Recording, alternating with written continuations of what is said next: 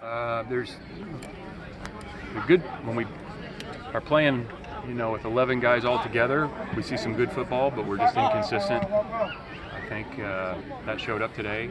The potential is certainly there. We just got to be hitting on all cylinders a little more often. With 2 weeks to go before your first game, is that concerning? Well, yeah. I mean, you're never where you want to be. And so, just talking about having a sense of urgency when we're watching tape and coming back out for practice and taking care of our bodies, because it's going to be here like that. So there's some great individual efforts. There's just things that we have to get better at. We have to be tighter, because the difference between a well-executed play and a bad play is, one person and one technique or something very small. So we gotta tighten some things up. Did you get any additional clarity on quarterback today? Oh, just the fact that I think all three of them can do some good things, and I thought they all competed. We're into it. We'll watch the video and make sure that the decision making was where it needs to be, and then obviously it's going to be about moving the team up and down the field and putting the ball in the end zone. We didn't put the ball in the end zone as much as we would have liked today. And I think there's plenty of room where we can get better and be more successful there. But I thought all of them had some good moments. From the stands, it's hard to see separation between Mendoza and Rogers. Do you see any little things on film that are separating either of them? Well, it's a competitive group. It's they all have strengths and weaknesses, and what's really just we're trying to give them situations, whether it's playing out in the field, playing in the high red go zone or the low red zone, maybe a 2 minute or a 1 minute situation. So how they're managing that, and communicating with the team, making decisions, and again, they're all different, but I'm confident in all of them, and we just got to keep working them and letting those guys come out here and play in those situations, and we make it as realistic as we possibly can. Will you try and pick a starter by Davis game prep, and would you announce it if you did?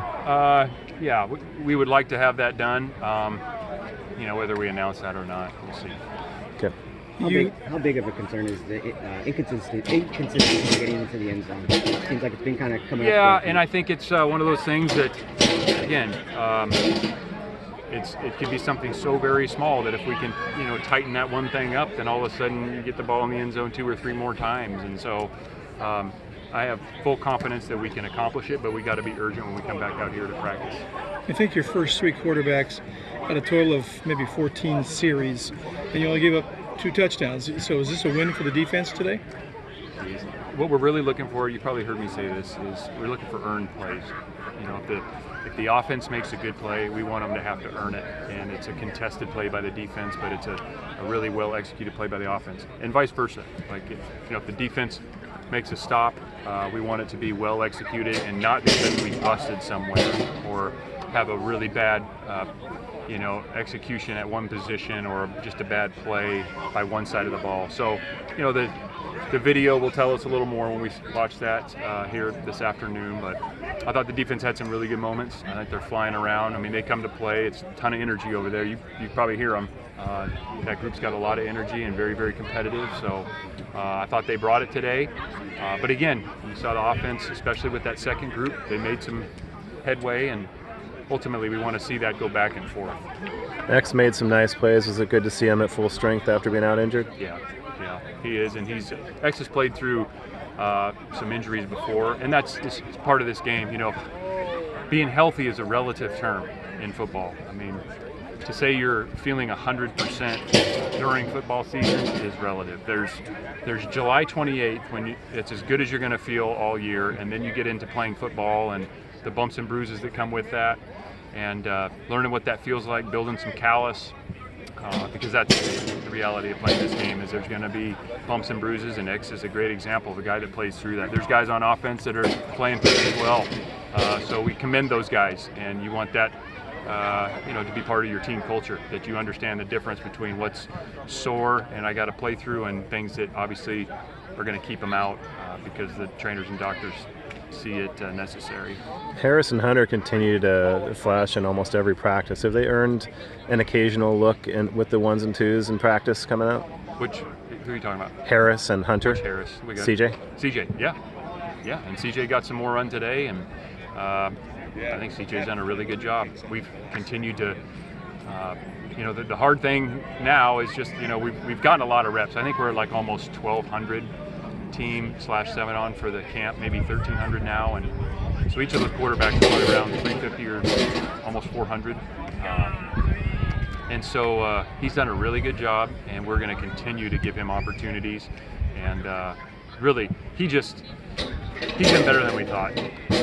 Just to be transparent, you watch the video and you get to know him in a pretty short time frame during that recruiting process and coming out of the portal. But he throws the ball better, he's bigger, and he runs better than we even thought he would. So he's done a heck of a job. And Hunter's made play after play every practice. He has, and if he's got to just stay on that trend.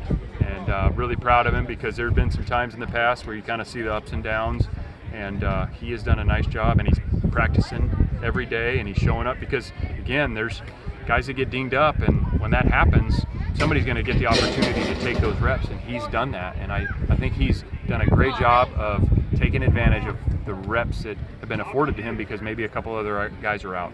And another third-team guy that flashes every single day too is Isaac Torres. What are your thoughts on him? Same thing. Yeah. I think we talked way back when, first couple of days, just especially that receiver room. Number 1 through 10, we'll see. I still couldn't quite tell you. Maybe a little better idea, but there's 6, 7, 8, 9 guys who can play, and there's a urgency to be healthy and be on the field, because everybody's playing for a spot. You got 2 days in Sacramento. It's going to be a little warmer than here. Is that the primary reason for going there? Yeah. What are you hoping to see? Heat wave coming off the turf. So you're rooting for 100 degrees? Sure, let's do it. But you talked about that energy. How much does what David Reese does out there rub off on the rest? I love it, man. Reese is a really competitive dude. He brings that every day.